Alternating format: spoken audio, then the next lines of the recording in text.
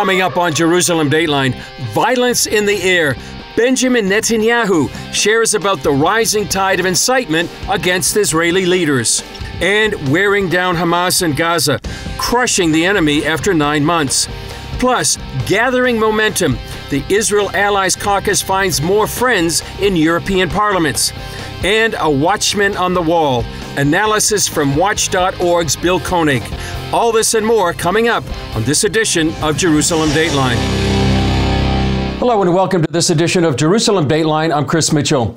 Still no confirmation on whether or not Israel eliminated Hamas's number 2, Mohammed Deif, in a targeted strike over Gaza over the weekend. Rafi Saleh, in charge of rocket launches into Israel, was killed in the operation. And at least 90 Palestinians were also reported killed in that strike. As Israel continues to attack military targets and those involved in fighting the Jewish state, media reports emerge about wounded and killed Palestinian civilians and some condemnations from the international community. But Middle East analyst Bill Koenig says the picture of what's happening is often distorted. Hamas has been using civilians for a very long time. Sinwar, Deif, and other terrorists within Hamas are right there amongst the innocent civilians. And for the international community to bring this up is just hard to comprehend how they can be so disconnected with the reality of how these terrorists use their own citizens, their innocent citizens, as shields to keep from being taken out. Even the New York Times admits Hamas fighters are waging a secretive war. They hide under residential neighborhoods, storing their weapons in miles of tunnels and in houses, mosques, sofas, even a child's bedroom, blurring the boundary between civilians and combatants. They emerge from hiding in plain clothes, sometimes wearing sandals or tracksuits before firing on Israeli troops, attaching mines to their vehicles, or firing rockets from launchers in civilian areas. Well, only 24 hours following the October 7th attack, Hezbollah began targeting Israel's northern communities with rockets fired from Lebanon. 9 months and thousands of rockets later, this undeclared war is having a deep impact on the region's economy, environment, and its people. Since the almost daily barrage began, life here is a dangerous and potentially deadly place. Noah and Ner Baranes died in a rocket attack July 9th, leaving behind 3 children. They're among dozens of civilians and soldiers killed by Hezbollah. Now, most communities along the Lebanese border stand nearly empty. Another casualty is the land itself, due to wildfires created by the combination of rocket fire and dry summer conditions throughout northern Israel, the Galilee, and the Golan Heights. The fires started by Hezbollah rockets have destroyed tens of thousands of acres and thousands of trees, some planted as far back as 60 years ago. These are the worst forest fires in the history of Israel. Itamar Katz leads forestry efforts on the Golan Heights. I'm kind of young and I'm new in this system. I've only been in the Forest Service for 7 years. But all of the older generation, I mean, I see them, their whole life's work is going up in flames, and it's on purpose. I mean, somebody's doing this on purpose to us. It's not just happening. This intentional destruction, reaching nearly 40,000 acres thus far, is just another part of Hezbollah's goal to drain Israel's resources, wear down its people, and eventually eliminate the Jewish state. I mean, for us, it's huge. I mean, these fires here are equivalent to the fires in Northern California for us. That's how we experience it. Although it might be like a 1,000 or 2,000 hectare fire, which, I mean, it's big in any scale, but in Israel, it's huge. And it's also destroying regional wildlife. When fires starts in the spring, in the late spring, in the midst of the nesting season, then there's a real damage to birds. We're talking about chicks and nests that cannot fly.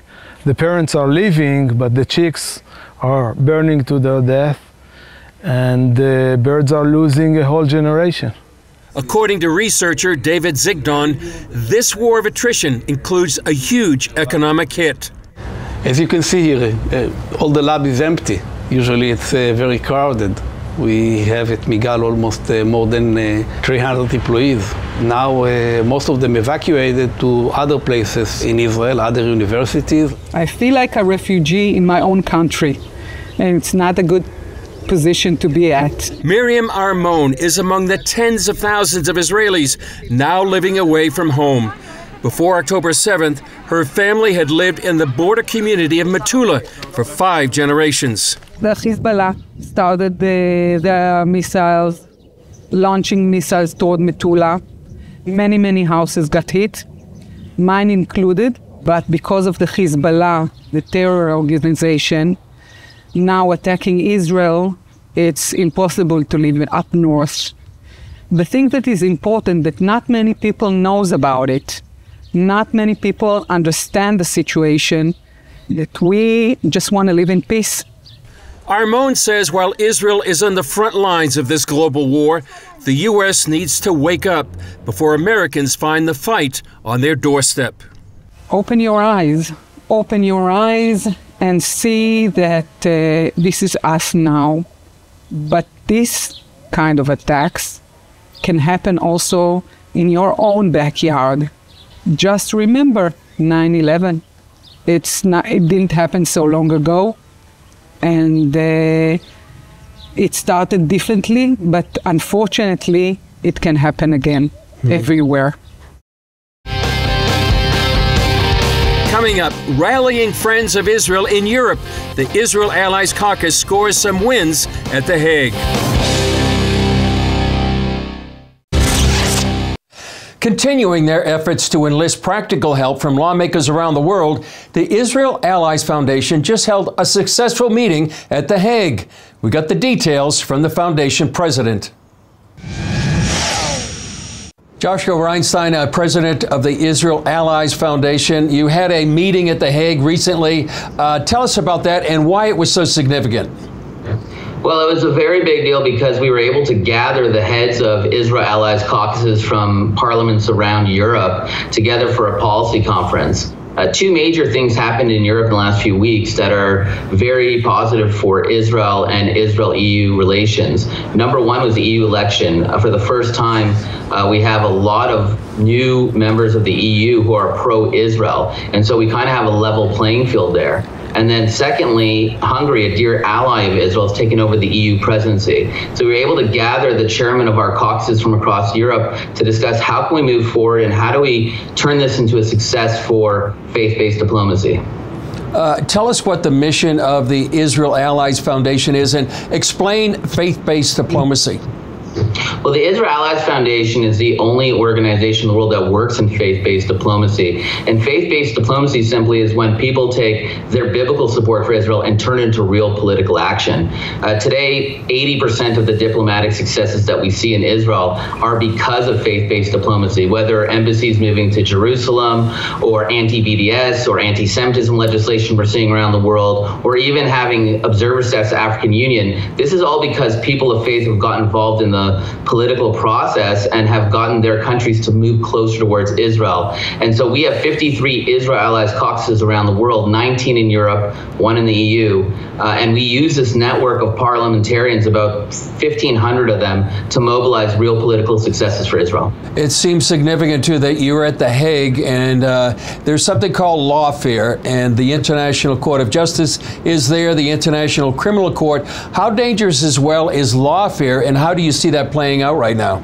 Well, lawfare is only dangerous if countries play along with it. You know, the ICC, for example, or ICJ, they have no jurisdiction over Israel. They have no way of, doing anything when it comes to legal political warfare here. But if countries agree to it, then it becomes dangerous. And what we had with the Trump administration is that he basically sanctioned them and defunded them, saying that if they go after Israel and then shortly after they'll probably go after America, they're going to go after them. Unfortunately, this current administration, the Biden administration, has done nothing to stop the ICC lawfare program. And so it is becoming dangerous because if America abides by it, if EU abides by it, then they can start arresting leaders like Benjamin Netanyahu, our defense minister, people of that effect.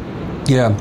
The other issue I know you addressed was recognizing Jerusalem as the capital of Israel. Did you find progress on that front? Yeah, well, last year we had our big chairman's conference in Europe in Prague, and they came out with something called the Prague Statement. That was eventually passed by the parliament in the Czech Republic, and that proclamation stated, and it was passed unanimously, that they're going to move their embassy to Jerusalem. We believe that the best time to move your embassy to Jerusalem is right now, while we're under war, to show solidarity with Israel and to show that people are lining up on the side of freedom and justice. And so we're doing a big push to try to get our parliaments and parliament members and their countries to move their embassies to Jerusalem. Yeah. Joshua Reinstein, president of the Israel Allies Foundation, thanks for joining us.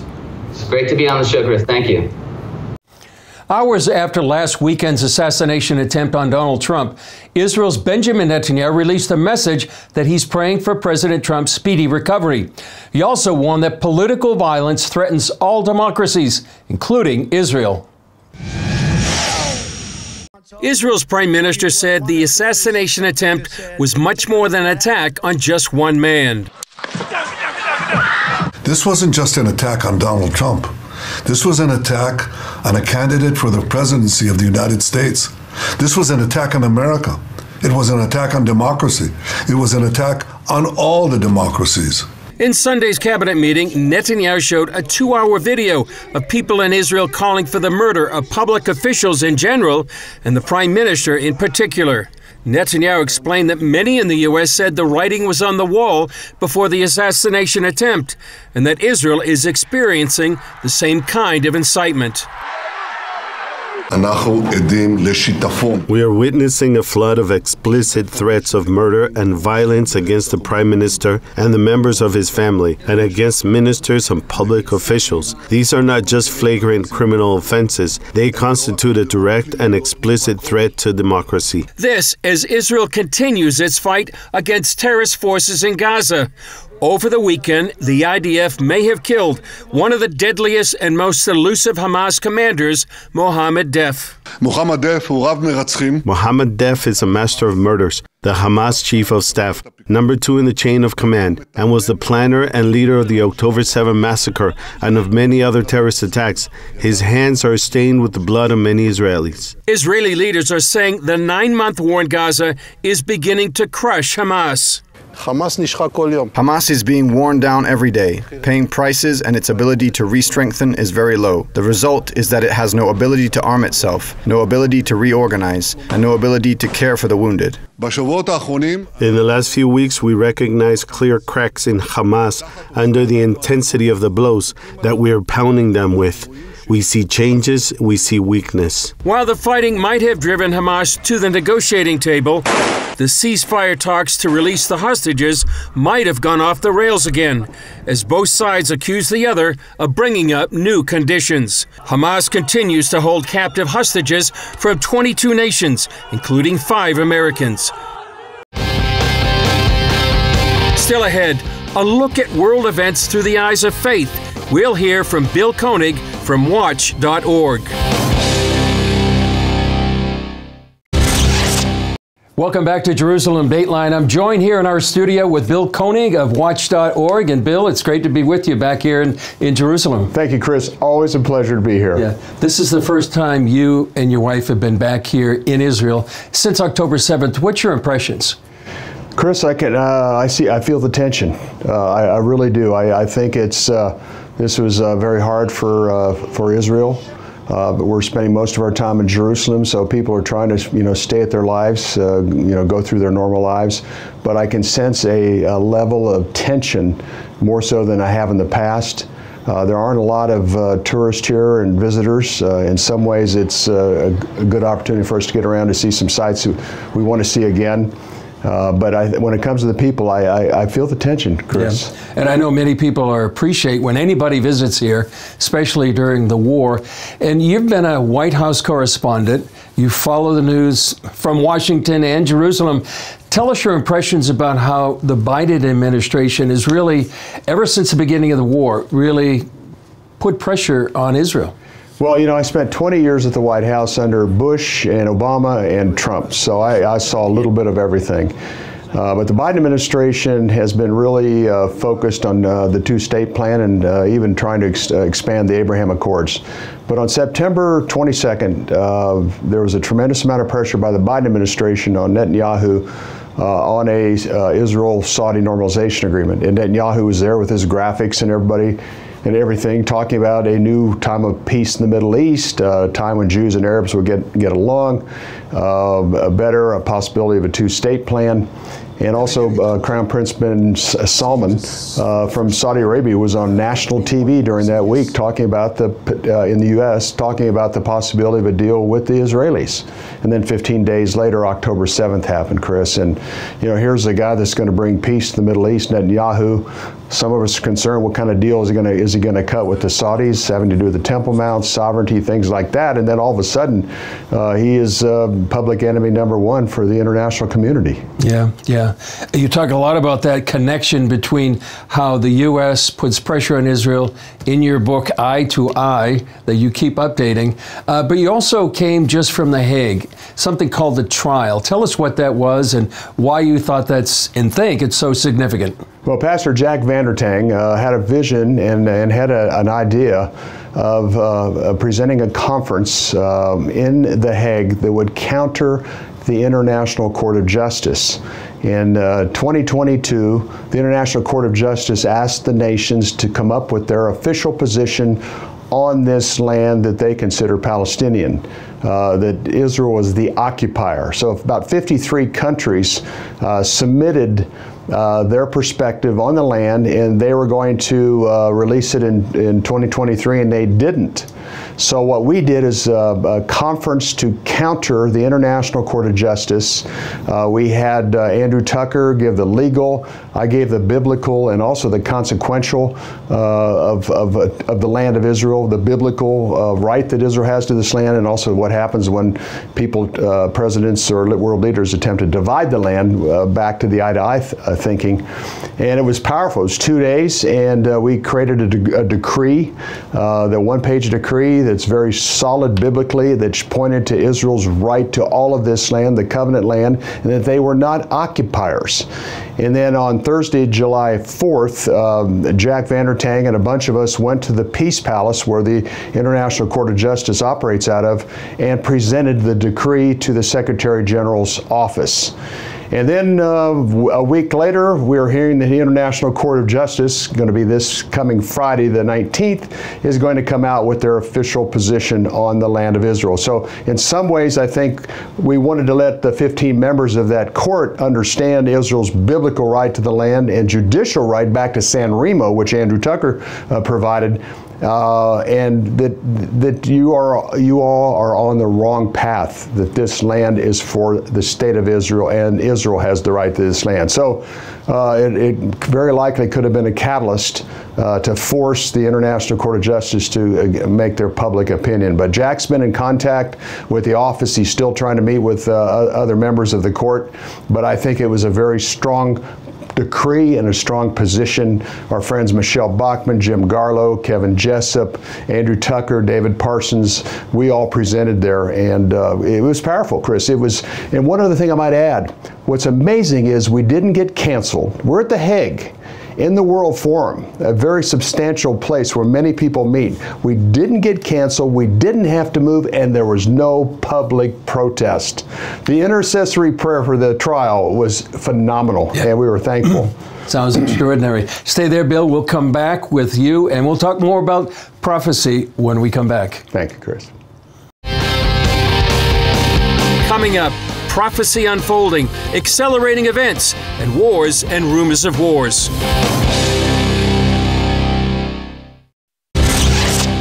Welcome back to Jerusalem Dateline, and we're here talking again with Bill Koenig about what's happening in the world, particularly from a prophetic point of view. Bill, you talk a lot about prophecy, you speak about it. Where are we now in the prophetic timeline? Chris, it seems to be accelerating. Jerusalem is God's time clock. We're watching Jeremiah 49:35 through 39. That's Elam, that's modern day Iran. Obviously Isaiah 17:1 talks about the future of Damascus. Also Ezekiel 38 and 39, the coalition that God brings against Israel, Russia, Turkey, Iran, Sudan, Libya, former Soviet Union countries, and Caucasian mountains. Watching that very closely, watching the Russia-Iran relationship getting stronger and stronger. And, you know, just a lot's happening. I'm thankful that Hamas has been dealt with where Israel didn't have to deal with Hamas, Hezbollah, and Iran at the same time. So I think we're watching that very closely. Only God knows how this is going to play out. But, you know, all the final day players are taking their position. It does seem to be accelerating. And what an exciting time to be living. We're watching it right here from Jerusalem. You talk a lot about that on watch.org, your website. When people look at what's happening right now, how can they be prepared and how can they pray about what's happening, particularly for themselves, their communities, their churches, so they don't fall into fear, but they can be in faith? Well, that's a great question. I think that in a lot of the audiences I speak to, there's a lot of fear and worry. At the same time, we ought to feel blessed by the fact that we understand Genesis to Revelation is the Word of God, 27% of the Bible's prophecy, and the evangelical born-again part of the church fully understands the biblical significance. The Lord gave us the Bible and the roadmap of how things would play out. And I think what's also important is just keep praising Him, spending more quality time with Him, praising Him in prayer, in worship, and time in the Word. And also seize the moment. This is an opportunity for people to share the gospel and to share the times, because a lot of people know something's not normal. These are not normal times. So this is the opportunity for Christians to seize a moment and bring family, friends, and acquaintances to Jesus as their Lord and Savior. That's their only hope. Yeah. Bill, great to be with you. Thanks for your insight and your analysis. Thanks, Chris. Always a pleasure. God bless. Well, that's all for this edition of Jerusalem Dateline. Thanks for joining us. And please continue to pray for the peace of Jerusalem, for the protection of all of Israel. Let's lift up our soldiers in our prayers and all those caught in harm's way. And may God make a way for the hostages to come home. I'm Chris Mitchell. We'll see you next time on Jerusalem Dateline.